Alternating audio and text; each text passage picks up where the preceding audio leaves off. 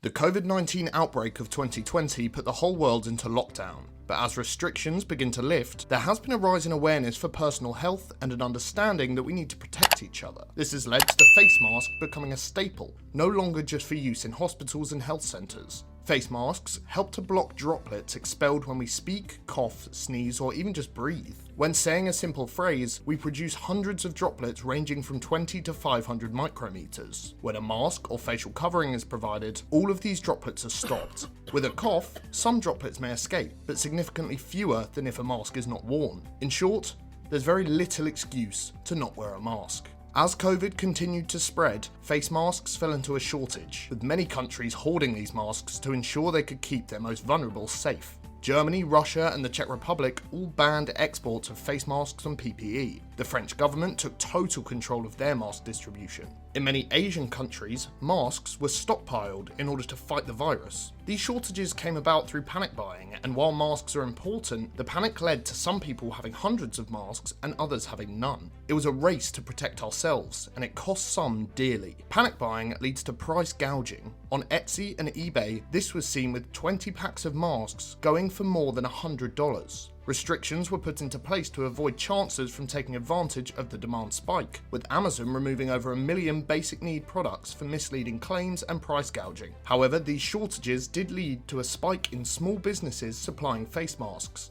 Especially during the period of hoarding, many small business owners and entrepreneurs noticed the gap in the market. People couldn't get masks from the shops or even the coveted Amazon, so why not make them? Anyone could practically set up a business on the back of masks. They're easy to make, they're very cost efficient, and can be washed and reused. It's also easy to make a mask look better than a standard surgical one, especially when the world was locked down with nothing else to do. Etsy and Instagram became saturated with differently designed face masks, and the mask innovation began. In a saturated market, you have to make your product worth buying. For example, a Melbourne businesswoman made over $1,500 in just 2 hours with her face mask designs based on the Aussie Football League team, the Richmond Tigers. This came after the Premier of Victoria, Daniel Andrews, urged citizens to wear masks. While panic buying may have stopped now, there will still be a spike as masks become compulsory. Here's why. Face masks, especially in the Western world, have not been part of your standard day-to-day outfit. However, as they become compulsory, there is more need to buy face masks as you'll be using them significantly more often. This is known in economic theory as an increase in demand, in this case caused by a change in the need for the product. While this increases the quantity demanded, it will likely also see an increase in the equilibrium price of masks. This is caused by demand-pull inflation.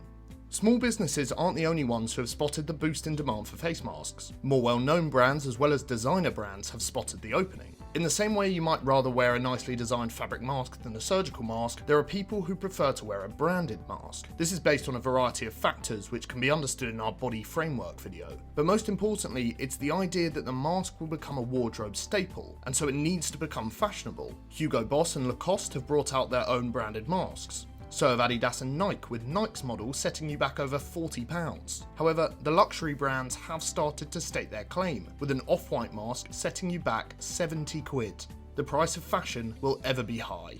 So after all of this, how much has been made? Well, there's been a massive spike in orders for masks, even though the market has now become saturated. While many small businesses making masks are selling out, it will be a real battle to fight for the love of the general public. The face mask market is predicted by Statista to be worth $37.16 billion US. However, you would expect to see that figure spike as the end of the year arises. The higher the need for masks, the more money will go into them. If you're looking to start making masks yourself, you'll need to understand that there is plenty of competition. However, as days go by, more and more people are wanting face masks. With UK regulation making masks compulsory in shops, there will be even more local demand. Furthermore, the innovation has been mind-blowing, from eco-friendly masks to comfort-first masks, to masks that help the deaf, with see-through mouth coverings to help them lip read. If you can find another design, another pattern, or another use that everybody else is missing, what's to stop your small business from making money from masks? How are you going to break the mold in the face mask industry?